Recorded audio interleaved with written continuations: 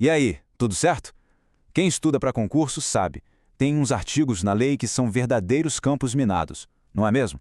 Pois bem, hoje a gente vai desarmar as principais armadilhas dos artigos 1º, 2º e 3º do Código de Processo Penal. A ideia aqui é te dar um guia estratégico para gabaritar essas questões. Vamos nessa? Para começar, já vamos direto com uma questão clássica de prova. Daquelas que, olha, separam quem passa de quem fica pelo caminho, sabe? A resposta para essa pergunta aqui mostra se a pessoa realmente domina a aplicação da lei processual no tempo. E por trás dela tem um princípio fundamental, que a gente vai desvendar juntos agora. Para facilitar um pouco as coisas, vamos usar uma analogia bem simples. Pensa no processo penal como um grande jogo. O artigo 1º, ele define onde esse jogo acontece. O 2º diz o que fazer quando as regras mudam, bem no meio da partida. E o 3º explica como o juiz, que é o nosso árbitro, deve agir quando o livro de regras não é muito claro. Com essa estrutura em mente, tudo vai ficar bem mais fácil de entender. Então, vamos lá para a primeira regra, artigo 1º, a lei no espaço. É aqui que a gente vai definir onde o nosso jogo acontece. E logo de cara já temos a primeira pegadinha clássica de prova. As bancas adoram fazer essa mistura de conceitos. Elas descrevem um crime que cruza fronteiras só para tentar confundir com as regras de extraterritorialidade lá do direito penal. Mas a pergunta é sobre a lei processual, ou seja, qual lei rege os atos de investigação e os atos do juiz feitos aqui, no Brasil?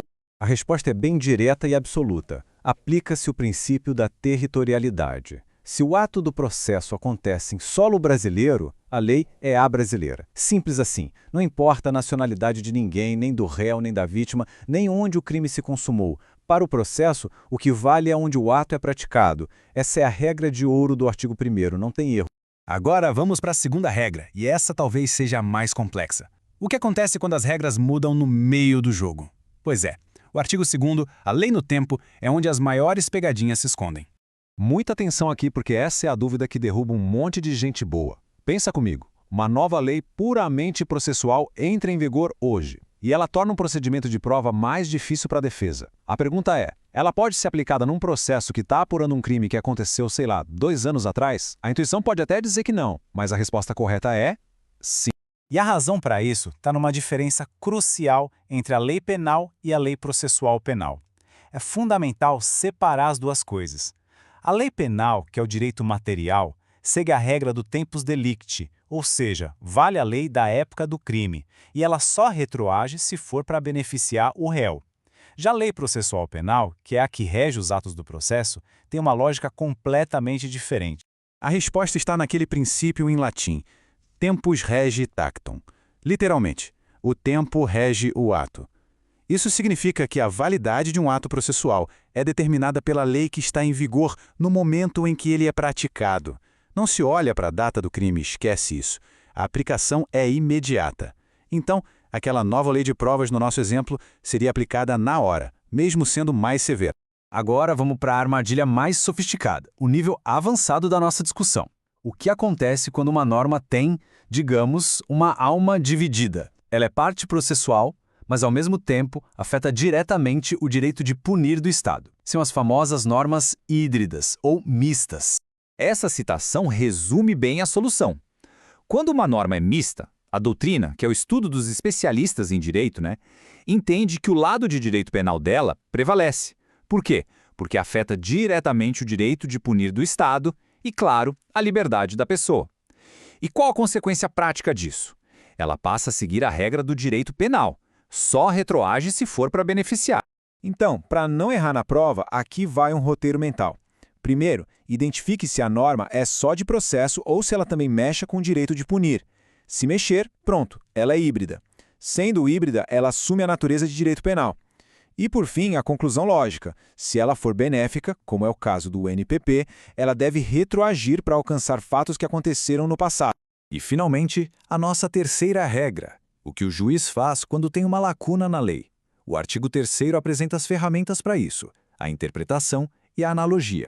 Imagina só este cenário. O código não diz nada sobre um certo procedimento. O juiz, então, olha para uma outra situação parecida, que tem uma regra, e decide aplicar essa regra ao caso que não tinha previsão. A questão de prova é, ele pode fazer isso? Se essa aplicação for prejudicar a defesa?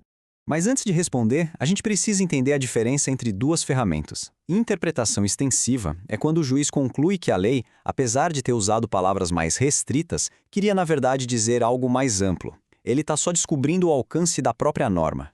Já a analogia é diferente. Ela acontece quando não existe norma nenhuma e o juiz pega emprestada a regra de uma situação parecida.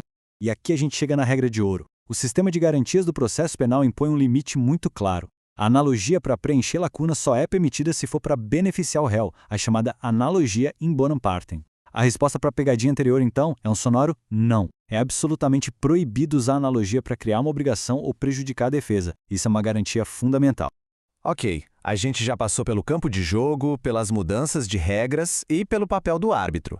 Agora, para garantir que tudo isso fique bem fixado para a hora da prova, vamos consolidar todo esse conhecimento num resumo estratégico.